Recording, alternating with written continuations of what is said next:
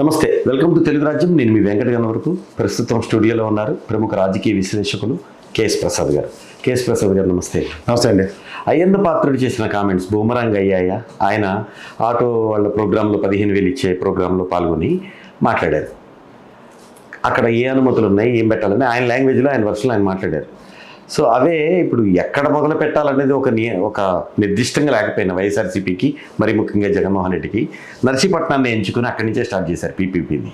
Boomerang అయింది అనుకోవచ్చా? ఎవరికి బూమరంగా అయింది? స్పీకర్కి, అయ్యన్న పాత్రుడికి. అదే సార్, ఒకటి గుర్తుంచుకోండి, తగిలించి తమాషా చూసే బీజేపీ లెట్ పార్టీని పెట్టుకుని కుక్కతో కట్టుకుని గోదావరి ఇద్దాం అనుకుంటుంది తెలుగుదేశానికి. వాళ్ళ అమాయకత్వానికి వాళ్ళ దగ్గరే సమాధానం చెప్పుకోలేదు. ఎందుకంటే ఒక సత్యకుమార్ లట్టుడు ధర్మవరం నుంచి గెలిచి ఆయన ఆరోగ్య శాఖ మంత్రి అయినప్పుడు ఒక మెడికల్ సంబంధించిన అంశాల మీద పూర్తి అవగాహన లేకుండా గుడ్డెచ్చేల్లో పడినట్టు కొన్ని దిక్కుమాల నిర్ణయాలు క్యాబినెట్లో తీసుకుంటూ వచ్చే ఉపద్రవాలు ఎలా ఉంటాయో అది బూమరంగే తెలుగుదేశంగా చుట్టుకుంటున్నాయి. స్క్రిప్టెడ్ ప్రోగ్రాం కాకుండా తనకున్న అపారమైన అనుభవంతో ఓ నర్సీపట్నానికి మొగటం లేకుండా చాలాసార్లు గెలిచిన ఉదంతో ఉన్న అయ్యన్న పాత్రుడు గారు ఆయనలో ఏమైనా మెడికల్ కాలేజ్ తేగలిగాడా అన్న ప్రశ్నకి అట్లీస్ట్ ఆ టెరిటరీలో ఒక జగన్మోహన్ రెడ్డి రూపంలో వచ్చిన కారణాన్ని ఇంకొంచెం జస్టిఫై చేస్తూ ఫస్ట్ ప్రయారిటీ నా నియోజకవర్గానికి ఈ నిధులు గ్రాంట్ చేసి అర్జెంటుగా ఆ హాస్పిటల్ని కంప్లీట్ చేయండి అన్న దగ్గర ఆయన 10 మెట్లు పైకి ఎక్కింది. కానీ తన్ని తాను తగ్గించుకునే దగ్గర వాళ్ళని ఎత్తిమీ పెట్టుకున్న నర్సీపట్నం ప్రజలకి ఆయన ఇచ్చిన సమాధానం అవహేళన చేద్దాం అనే నెపంలో అవహేళన పాలు వేయడం చెప్పాలి. ఎందుకంటే ఆయన గౌరవప్రదమైన స్పీకర్ స్థానంలో ఉన్నాడు. నిన్న జగన్మోహన్ రెడ్డి గారు ఒక జీవో చూపించారు, జీవో నెంబర్ 209 8822 ఇచ్చింది. రెండోది అది ఫస్ట్ సమాధానం. రెండోది నాబార్డు నిధులతో దాన్ని కట్టారు. మూడోది 50 సంవత్సరాలు ఇంట్రెస్ట్ ఫ్రీ కేంద్ర ప్రభుత్వ గ్రాంట్లు తీసుకొచ్చి కట్టారు. ఈ మూడిట్లో బాధ్యత నాకు తెలిసి నాబార్డు నిధులు వినియోగం చేయాలన్నా, కేంద్ర ప్రభుత్వ గ్రాంట్లు తేవాలన్నా కేంద్ర ప్రభుత్వ సహాయ సహకారాలు లేకుండా is it feasible and practically possible. And medical council of India ఇవ్వకుండా కన్సర్న్సెస్ ఎవరైనా మెడికల్ కాలేజీలు రాష్ట్రంలో ఎవడైనా స్టార్ట్ చేయగలరు. జీవో నెంబర్ మీరు ఏదైతే అన్నారో వైసీపీ అంటుందో అన్న తర్వాత సాయంత్రమే టీడీపీ ఒకటి రిలీజ్ చేసింది. ఎన్ఎంసీ అనుమతులు ఎన్ఎంసీ అనుమతులు లేకుండా జీవో నెంబర్ ఇస్తే సరిపోతుందా అని ఎన్ఎంసీ అనుమతులు అంటున్నారు.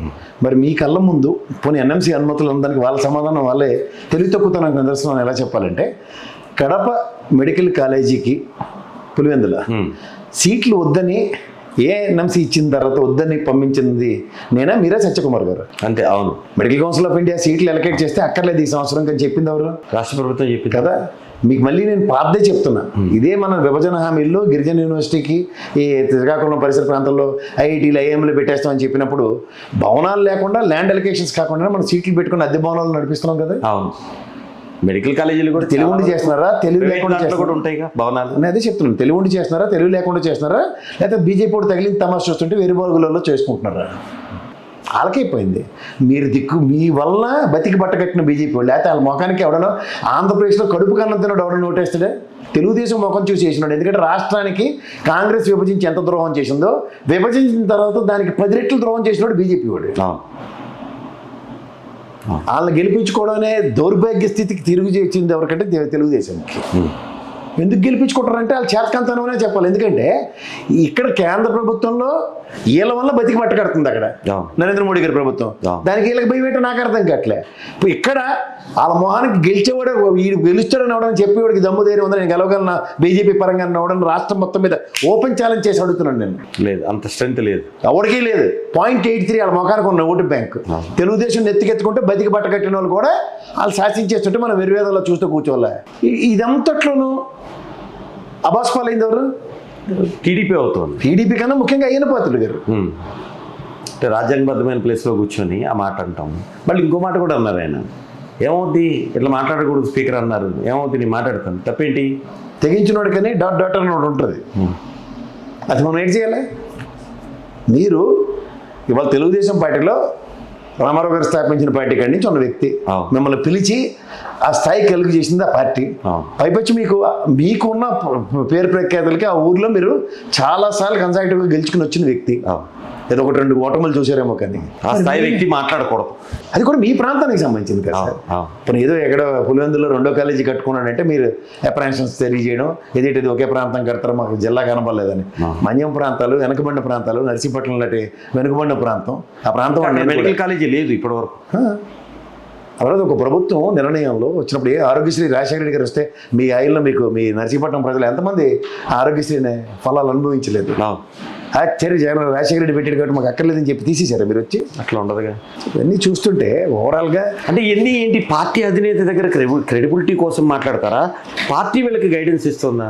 ఇప్పుడు ఒక మాట చెప్తా సార్, గతంలో ఈ జోగి రమేష్ లేదంటే ఎవరెవరో మాట్లాడిన వాటిలన్నిటికీ వీళ్ళు చూడు మంత్రి పదవుల కోసం, అలానే మీకు స్పీకర్ పదవి ఇచ్చారు కదా సార్. మంత్రి పదవులు కూర్చున్న వాళ్ళు కూడా మీరు మళ్ళీ రెన్యువల్ కాంట్రాక్ట్ రెన్యువల్ లాగా సార్ మేము బాగా మాట్లాడేమన్నా బ్రహ్మానందంగా అడుగుతూ ఉండాలి ప్రతి నిమిషం. ఏంది ఏదో 90 మంది గెలిచారు చిన్నపిల్లలు, వాళ్ళు ఎవడో సరదా పడ్డాడు ఇలా మాట్లాడాడంటే ఆయనకి నెక్స్ట్ ఎమ్మెల్యే బదులు మినిస్టర్ ఇస్తారు, ఆయన సరదా పడుతున్నాడు, మంచి నోరు ఆవేశాలు సార్ ఇలా ఆయన పేరేంటి క్రాక్ ఆర్పి అలా ట్వల్లో మాట్లాడుతున్నాడు అనుకుంటే అర్థం ఉంది. ఏంది ఒక స్థాయి కలిగిన మీరా సార్? మీకు ఎలా అంటే పైన ఎమ్మెల్యే అయినట్టు 6-7 సార్లు అయినట్టుంది ఎమ్మెల్యే, సీనియర్ మోస్ట్ లీడర్ అంటే పోలిట్ బ్యూరో మెంబర్ అయినా చాలా ఆశ్చర్యకరంగా ఉంది సార్. అంటే ఫస్ట్ థింగ్ ఏంటంటే నిన్న జగన్మోహన్ రెడ్డి గారి పర్యటన తగిలించి తమాషా చూసుకున్నారు. తగిలించే మీరు అన్నారు నర్సీపట్నం ఎందుకు ఎన్నుకున్నారని. 5 కాలేజీలు ఒక బటన్తో ఓపెన్ చేసిన విజయనగరం ఎందుకు వెళ్ళలేపాడు ఆయన, ఏలూరు ఎందుకు వెళ్ళలేపాడు, మచిలీపట్నం ఎందుకు వెళ్ళే, రాజమండ్రి ఎందుకు వెళ్ళే, అయ్యింది ఎవరికి కాదు సార్. నేను చేశానని చెప్పుకోవడానికి వెళ్ళే. ఇది కూడా మేము చేయబోవడానికి కారణం ఏంటంటే మా ప్రభుత్వం రాలేదు కాబట్టి, ఈ ప్రభుత్వం చిత్తశుద్ధి చాటుకుంటూ అగ్రిగేట్ 1000 కోట్లు స్పెండ్ చేస్తే ఈ హాస్పిటల్ తయారవుతుందని చెప్పడానికి వెళ్ళాడు. అది ఎవరికి వెళ్ళిన 65 కిలోమీటర్ల ర్యాలీలో ప్రజలు, ఆ ప్రాంత ప్రజలందరికీ ఇది మీ ఆస్తిరా అని చెప్పడానికి వెళ్ళాడు.